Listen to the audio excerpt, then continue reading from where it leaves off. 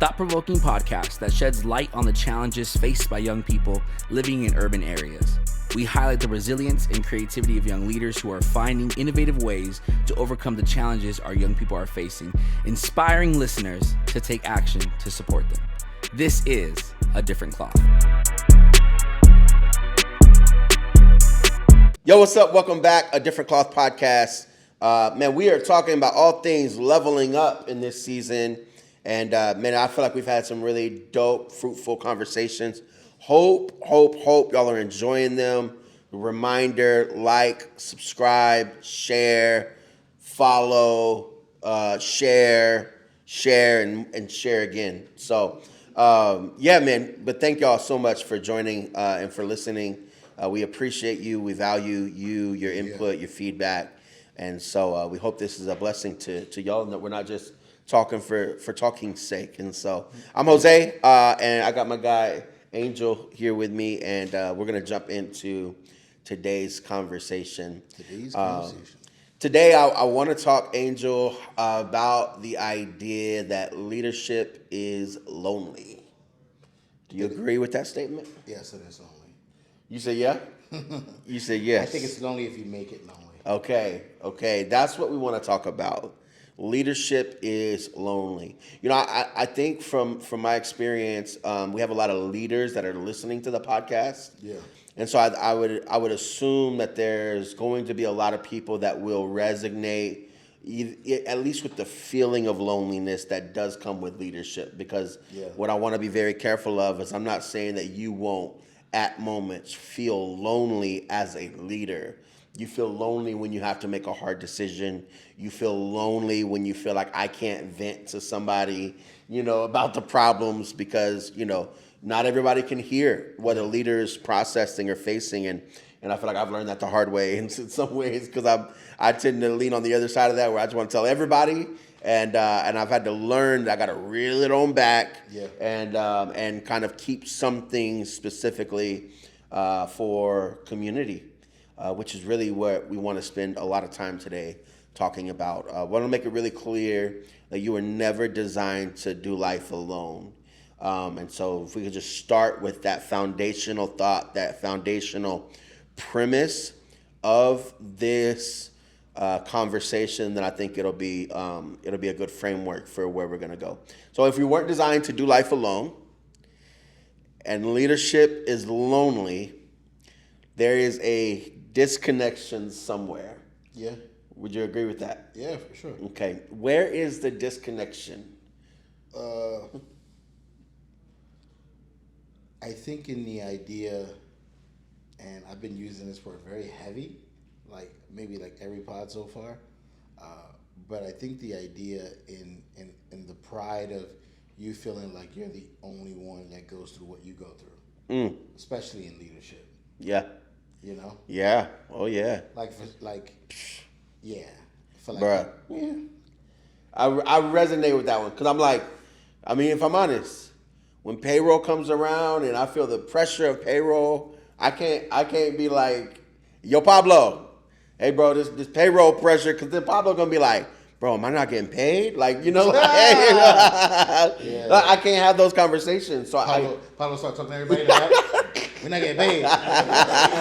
Hey y'all, I don't know. We gotta pray. Jose said we're not getting paid.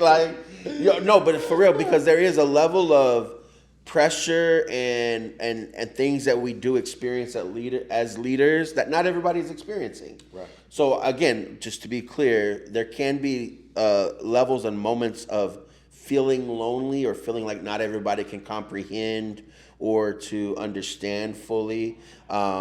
But yeah, I would agree with what you just said for sure. Yeah, and I also feel like there's a clear distinction between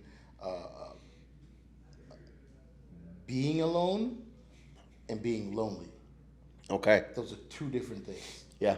Because in being alone, those are those moments where we are still in community with the Lord. Yeah.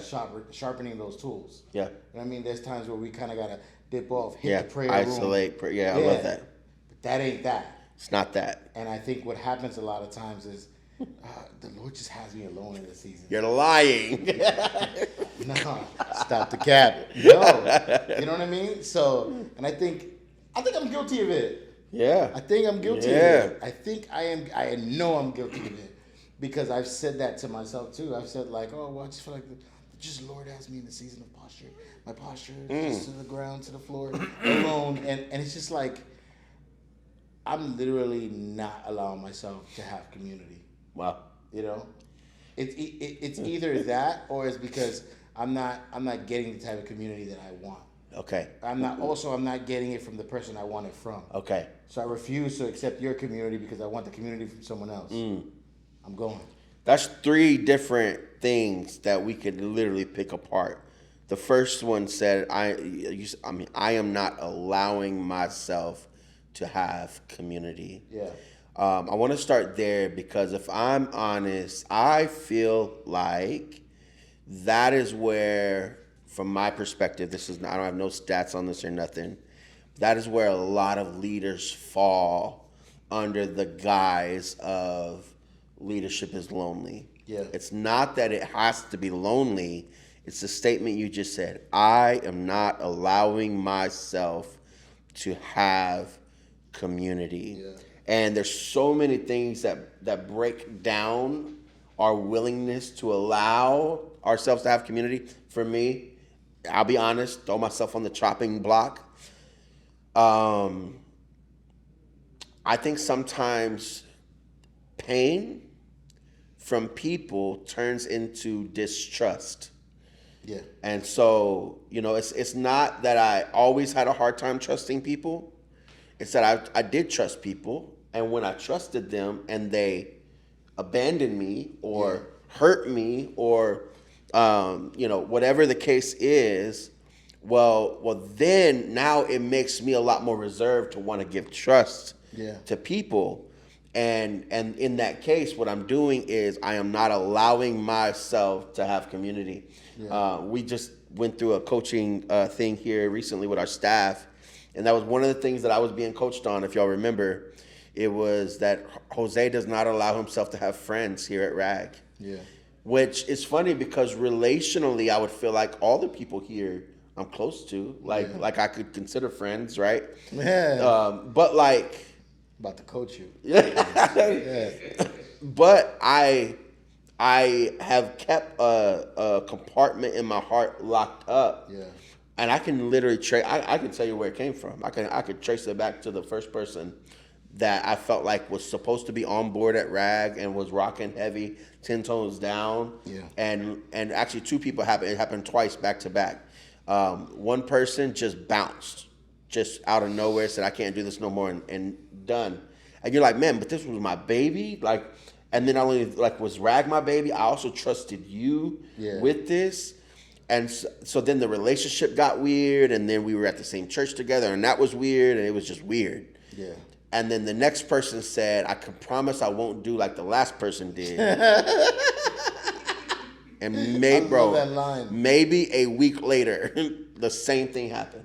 A week later? Exact same. I swear, almost the exact same thing happened. Yeah. Bam. And I was like, oh, dang. And here's what it communicated to me. That I got to keep people at a distance in order for you to stay bought in to RAG, because it was less about RAG, because to me RAG is easy to get into or buy into. It was more about Jose, and it kept me from allowing myself to have community. Bro, both of those things happened. Sounds like the two worlds conversation. Bro, but both of those things happened 5 years ago. 6 years ago. 5 years ago, bro. And a month ago, I was coached. Why don't you allow friends here? Yeah. It's crazy how a lack of trust will keep me from allowing myself to have real community, even in the leadership that I know God's called me to be. Yeah. Here we go. Yeah, well, I think there's a few things, right? I think you're hurt. No, I'm joking. I think it's a few things, right? I feel like when it comes to community, as leaders, we all just see the surface level of community and then automatically deem that as community. Yeah. And we're super okay with that. Facts. Right? And the second thing is, you spoke about it being your baby. Yeah. Right? But it almost makes it seem like it's the only baby around. Like they don't got babies as well. You know what I mean? Yeah. And it's almost like this idea of like, we want people to fall in love with what we have the way we want them to fall in love with it, and never let it go, right? Or even be there and process it with us. But the reality is, if we're being true to ourselves, you mentioned how people hurt you, right? And how people would say things and stuff like that. How many times have you done that to someone else? Oh, for sure. But we never see that part. For sure. We never see that part. And I think I don't think things are just that black and white where it's just this one thing. Now, probably. Nah, bro, these were black ones. No. Well, now, I'm totally kidding. I would say probably.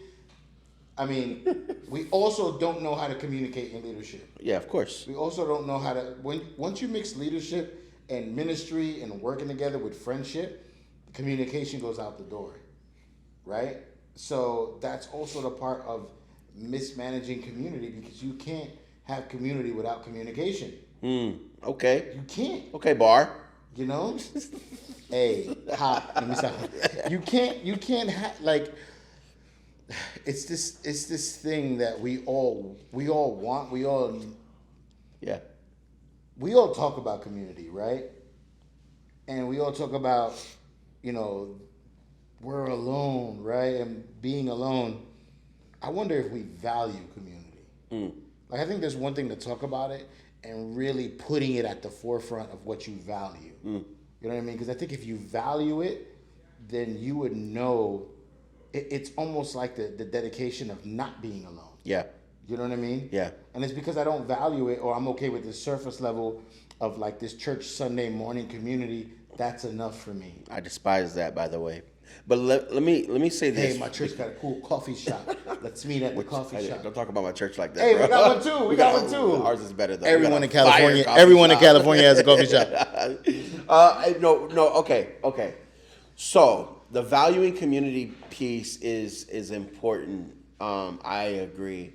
But let me kind of explain my journey of community and even to where we got now, because if you would have talked to me prior to 2016, I would agree with you fully that I did not value community. Okay. I was selfish. It was, I'm just hustling, trying to make things happen. That was me before then. When I fell in ministry and got sat down, number one, God had to humble me. And a part of that humbling process was I realized I needed people all around me, my family. And literally, bro, God kind of gave me a strategy and where there were 3 levels of community I needed. Okay, so here's my 3 levels of community that I need. I needed an immediate community. Like, these were people that I'm in close proximity with often, whether we work together, we go to church together, whatever. And these are the type of community that I need to be able to call you at 2 a.m. if life is happening, right? Like, you have that. Oh, yeah, for sure. Okay. Well, let me say this. Maybe not as much as I did then. Okay. And I'll explain. Literally, I'm on my whole journey, but that was a part of it. That was so important. I literally would vocalize those expectations to the people that I had that with. I need to be able to call you if I'm struggling in the middle of the night. Is that okay with you? Right? And they agreed, so we were there. And then I needed a community of like-minded individuals that I wasn't as close in proximity with. So to me, as somebody in ministry, these were 3 different individuals around the country that were moving and shaking. They all had like their own thing. They were pastors, they were leaders. And to me, they helped me with my perspective, right? Because sometimes you get so bogged down on the minimal stuff here that you need an outside perspective to say, hey, think a little higher than that. There's more life happening outside of here. And the 3rd level was actually the hardest level for me to actually buy into, was actually the community of my blood family. Because I convinced myself for so long I didn't need it. Because I became the first to make it out, the first to like accomplish what I've accomplished, and felt like I blame them a lot for how my upbringing was, even though I needed that upbringing that way. I didn't realize that. And so my third level was for my natural family. And so that fall, I leaned into that and I let them into my brokenness, because you can't have community without sharing brokenness. That's why I despise fake community today. Don't call me your accountability if I don't know what you're struggling with or when you're struggling. We're not accountability. And don't go tell somebody else that I'm your accountability, because I'm going to flat out say, no, I'm not. I don't know where they are, right? Like, so to me, I struggle with, I don't want the fake stuff. So 2016, I had the fall. Value of community. I come out of those three circles strong, okay? Then life starts to happen. Things start to go. Transitions happen. There was a level of pain in my heart that began to happen from individuals. I'm literally almost in every circle. I literally, something would happen. And I think that something happened for the purpose of me detaching from community, as if I don't need it anymore. So part of where I am now came not because I don't value community, but the pain that took place that I would say I didn't deal with properly. And so then out of that, then I start to just like say, well, do I really need it that much? Well, do I really have to have that level or that much or that amount of community? And so for me, it was a kind of a trickling down and a fading away, but it all came from pain. Yeah. Literally in every circle that I just described, there was a painful moment that happened that made me stop valuing it or needing it as much as I did at one point. Yeah. Have you ever convinced yourself that, or told yourself you made it this far without community? Or my whole childhood. That's part of why I didn't value my family. Because I literally, and I would tell this publicly to anybody, I bought into the lie that I was self-made my whole upbringing. I came out to nothing.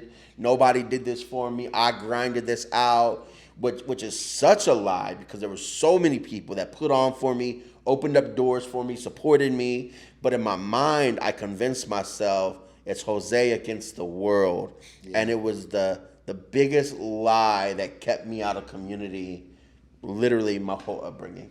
Yeah. Wow. Yeah.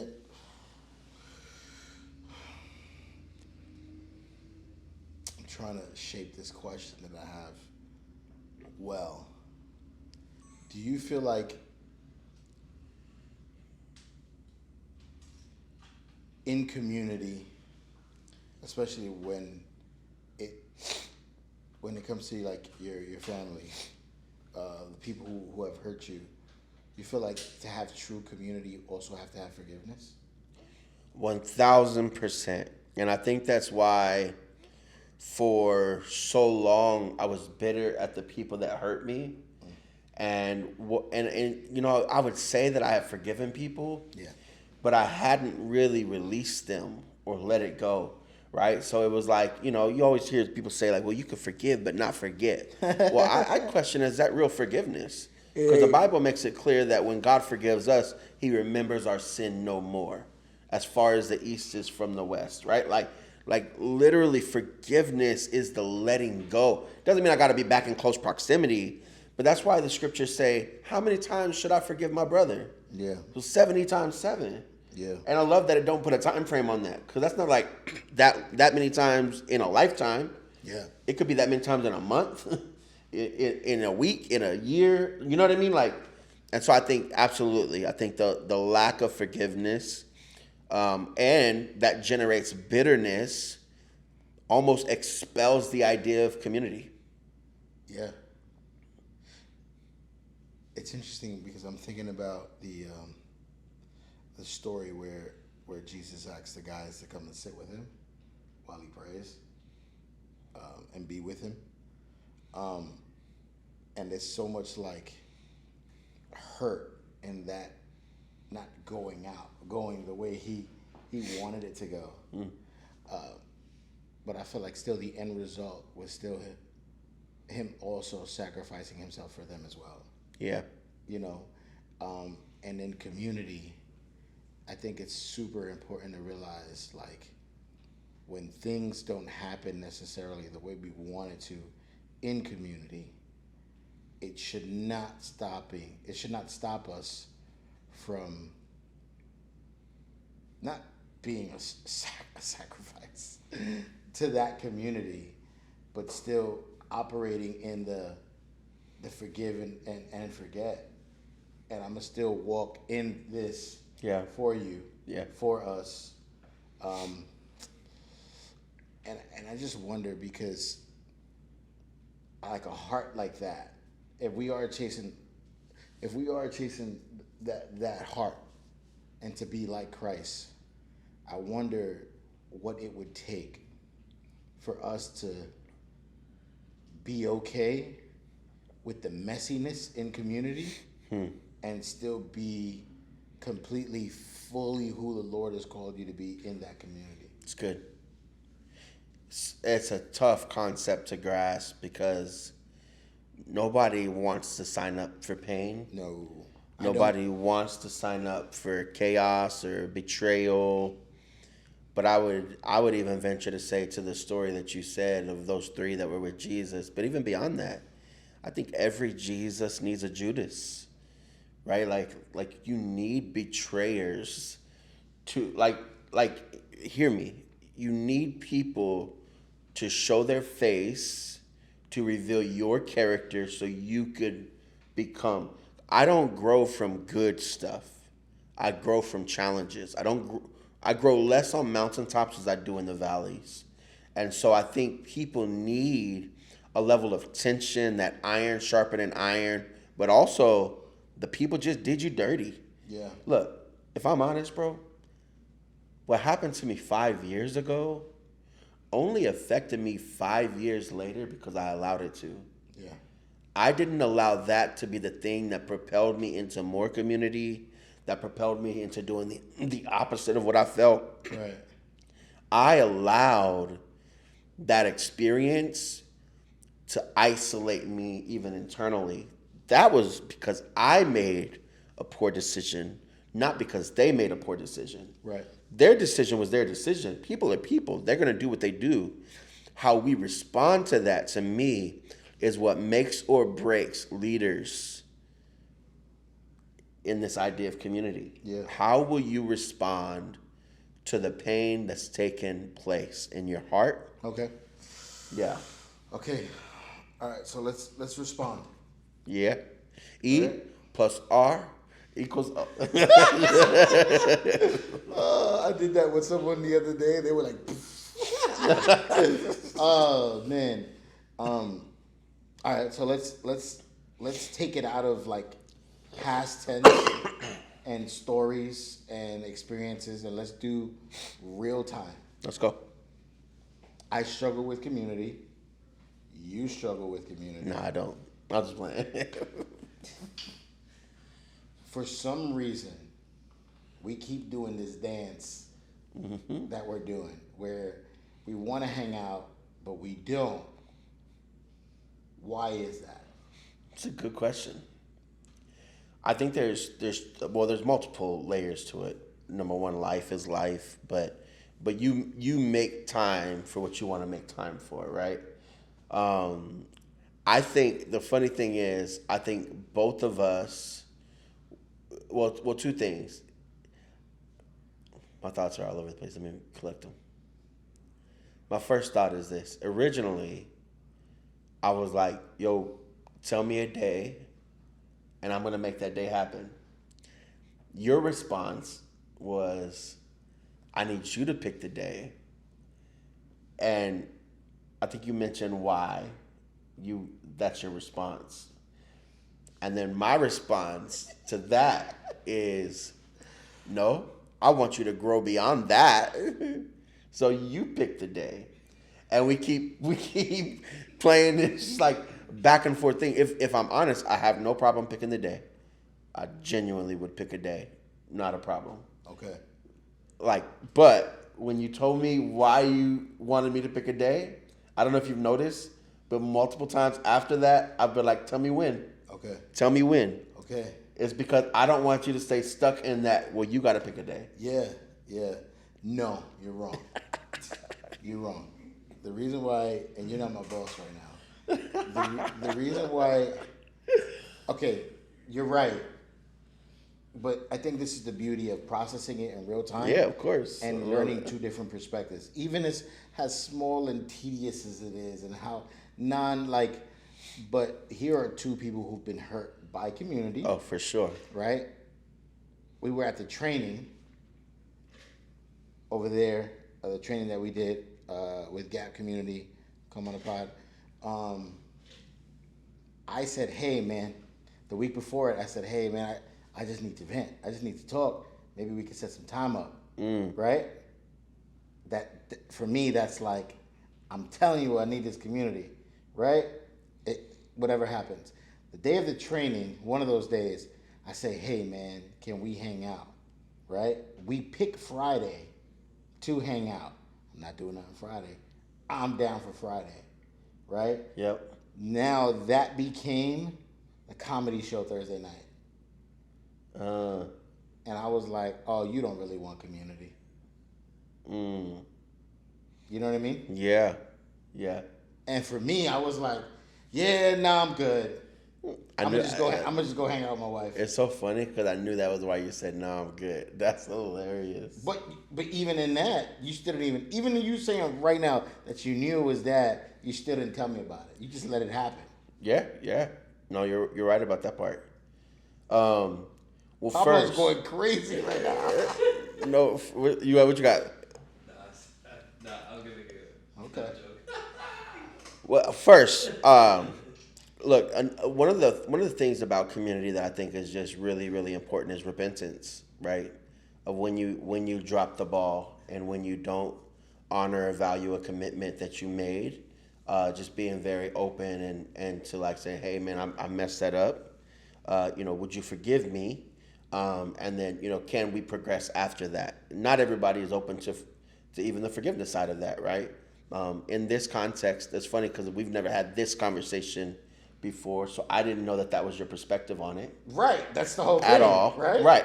That's the whole point. But right. as I'm learning your perspective, I said it was live. No, yeah, it's great. As I'm learning your perspective, I dropped the ball on that. That was on me. But I disagree. Why? The reason why I disagree. Don't take my apology, bro. Like the reason why I disagree is because if I'm going back to the narrative of I'm choosing how I want my community, then I am wrong. Because I'm choosing it in a way of like, oh, what's man. convenient for you. Exactly. And not I want to be around you, so let's be around. You never not gave me community. But because it wasn't in the form that I wanted, I backed out of it. Dang, bro. So it wasn't you. Big, bro, if I'm honest, that was like a light bulb moment for me because I can tell you multiple other people that have communicated, Jose, I want to be around, I want to get close, and I've been like, let's do this together. And they've been like, no. And I'm like, I thought you said like, I don't get it. Like, you know what I mean? Yeah. And to me, I'm almost. And now let me say this. And thank you, Lord. Because here's what I don't ever want to communicate. I don't ever want to communicate that community is only one-sided or leadership is only one-sided. Yeah. Because if I'm honest, the biggest lie I've ever heard in leadership is that you have to chase me. That is not the gospel that I believe in.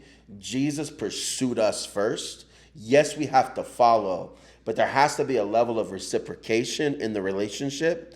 And so I just think I just want to say that because I don't want to, as I'm having this like epiphany, I'm like, yeah, I have created space for people to come hang out. They've chose not to come hang out the way that I've created the space for them to hang out. Yeah. All good. Doesn't mean that I'm still, that I don't still have a responsibility to check in and to reach out to and to pursue even with the relationship because it has to be reciprocated.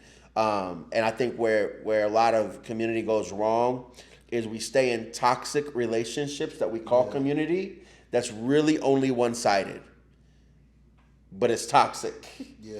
And you cannot call that community. Right. Like community is It's this dance that we're doing in this conversation. It's the back and forth. It's like, would that happen and then that happened? That's community. This is what community really is. And so anyway, I say all that because you're right. I've on multiple occasions said, yo, anybody can hang with me. Like let's do it. And it doesn't mean I don't want the intentional time with you even. Like, 'cause I genuinely do, right? And I think there's a both and that can happen. Oh, you know what? I can show up, let's say the comedy night. Oh yeah, I can show up to the comedy night because then that communicates to me, oh, you want to be around. Yep. Great. But then, like, now I can take, like, it a step further and say, bro, let's go to lunch or coffee and spend that intentional time so that it's a reciprocated relationship and not just one-sided. Yeah. Yeah, and I would also, if I can tell anyone watching to be very careful on how you use your spouse with excuses. Uh-oh. Just because. Hello. Because I think I've fallen victim to the, well, let me see what Denise says, and then I'll get back to you. And sometimes I create my own out with that. Yeah. I really do. Or kids. Yeah. You know, and well, kids are a real thing. No. I get it. Well, spouses are a real thing too. Yes. But I'm saying you do that as an out, not as a I'm really gonna check in. Well, because let's be real, like especially if you don't like take notes, Pablo. Right. Especially if you don't like community, what would you rather do? Be in a weird, uncomfortable tension with Jose, or just go hang out with your wife? Go hang with the wife. You get what I'm saying? But then you're not creating real. Hey, I'll be honest with you. Hey, listen, just being married, camera here, this one, Isaac. Just being married and having kids is not enough community. Not enough community. Come on, preach to Not them, enough community. Not enough community. And if you choose to neglect the community that's around you, preaching, bro. You can possibly affect your marriage and how you raise your kids. Hello. Honestly, bro,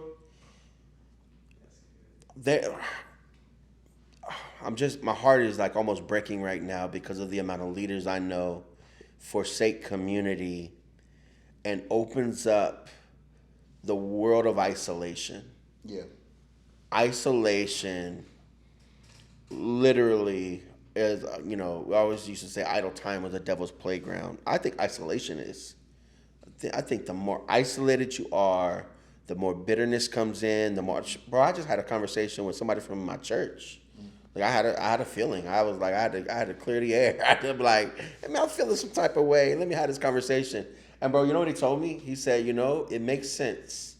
And I loved it. I loved his response because he was like, anytime that there's time and space that we're not connecting, the enemy can always whisper thoughts and you can see things and feel some type of way.